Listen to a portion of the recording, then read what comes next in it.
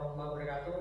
Kami dari kelompok 4 mata kuliah Filsafat Pendidikan akan mempresentasikan materi yang berjudul Aliran Filsafat Pendidikan, Perennialisme, Esensialisme, dan Rekonstruksionisme.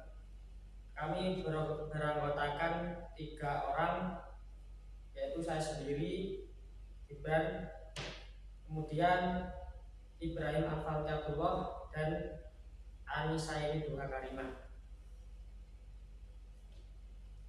Dalam dunia pendidikan terdapat berbagai aliran filosofis yang memberikan landasan dan pandangan yang berbeda dalam merancang dan melaksanakan proses pendidikan. 3 aliran utama yang sering menjadi fokus perdebatan dan penelitian adalah perennialisme, esensialisme, dan rekonstruksionisme.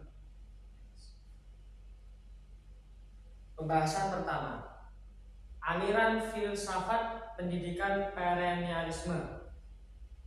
Perennialisme adalah sebuah wacana filsafat kuno yang dapat diklaim tetap memiliki aktualisasi sepanjang zaman. Konsep dalam perennialisme berbeda dengan konsep materialis dan mekanis, sedangkan perennialisme memiliki andalan karakter holistik dan siklis. Perennialisme juga terbuka menerima eksistensi segala aspek kehidupan, baik yang dapat dilihat maupun yang tidak dapat dilihat oleh mata. Prinsip-prinsip dari aliran filsafat perennialisme. Yang pertama adalah mendekatkan anak didik untuk menemukan dan menginternalisasikan kebenaran abadi. Kemudian yang kedua, proses pendidikan tidak selalu transfer ilmu tetapi juga transformasi ilmu dan internalisasi atau penanaman nilai. Dan yang ketiga, program pendidikan yang ideal menurut perennialisme adalah berorientasi pada potensi dasar agar kebutuhan yang ada pada setiap lapisan masyarakat dapat terpenuhi. Kemudian karakteristik aliran filsafat perennialisme.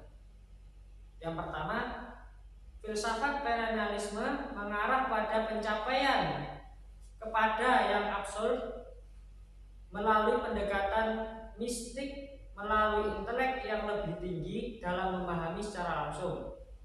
Yang kedua, filsafat perennialisme menjelaskan bahwa sumber dari segala sumber adalah segala sesuatu yang bersifat relatif, tidak lebih sebagai jejak, kreasi dan cerminan esensi dan substansinya di luar jangkauan nalar manusia. Kemudian yang ketiga, filsafat perennialisme berupaya untuk mengungkapkan suatu kebenaran yang abadi. Dan yang keempat, filsafat perennialisme selalu memperhatikan keterkaitan seluruh eksistensi yang ada di alam semesta dengan realitas mutlak. Kemudian dilanjutkan oleh Akhi Ibrahim.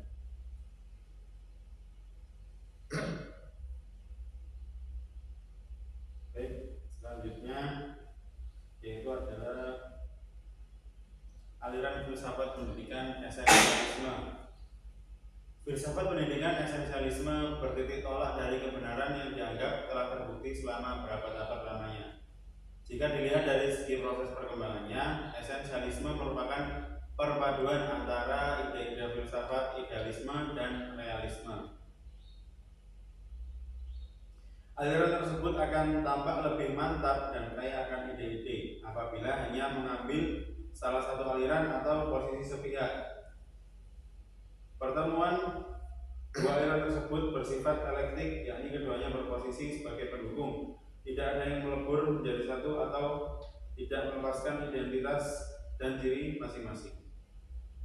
Selanjutnya ada prinsip-prinsip dari aliran filsafat pendidikan esensialisme. Yang pertama, esensialisme berakar pada ungkapan realisme objektif dan idealisme objektif yang modern. Kemudian yang kedua, Sasaran pendidikan adalah mengenalkan siswa pada karakter alam dan warisan budaya.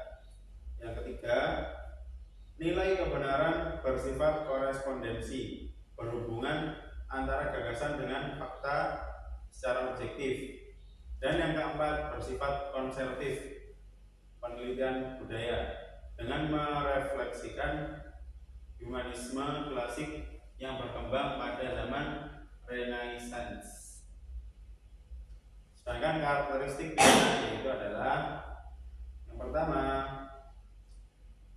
minat-minat yang kuat dan tahan lama sering tumbuh dari upaya-upaya belajar awal yang memikat atau menarik perhatian, bukan karena dorongan dari dalam diri siswa.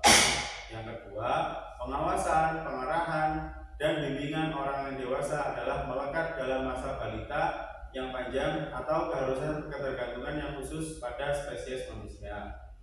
Yang ketiga, oleh karena kemampuan untuk mendisiplin diri harus menjadi tujuan pendidikan, maka menegakkan disiplin adalah salah satu atau suatu cara yang diperlukan untuk mencapai tujuan tersebut. Yang keempat, esensialisme menawarkan sebuah teori yang kokoh, kuat tentang pendidikan, sedangkan sekolah-sekolah pesaingnya, progresivisme memberikan sebuah teori yang lemah. Pembahasan ketiga yaitu aliran filsafat pendidikan rekonstruksionisme. Rekonstruksionisme merupakan kelanjutan dari gerakan progresivisme. Gerakan ini lahir didasarkan atas suatu anggapan bahwa kaum progresif hanya memikirkan dan melibatkan diri dengan masalah-masalah masyarakat yang ada sekarang.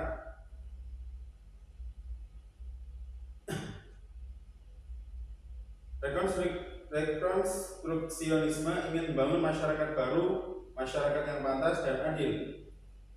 Aliran ini adalah suatu aliran yang berusaha merubah tata susunan lama dan membangun tata susunan kehidupan budaya yang bercorak modern. Selanjutnya, prinsip-prinsipnya yaitu adalah merombak tata susunan lama yang dalam kondisi krisis dan membangun tata susunan kehidupan kebudayaan yang baru. Dan kesimpulan akan disampaikan oleh ahli Gibran. Kesimpulan, perennialisme, esensialisme, dan rekonstruksionisme adalah tiga pendekatan utama dalam filsafat pendidikan. Perennialisme menekankan nilai-nilai dan norma-norma yang dianggap kekal atau abadi, sementara esensialisme mengedepankan pembelajaran nilai-nilai inti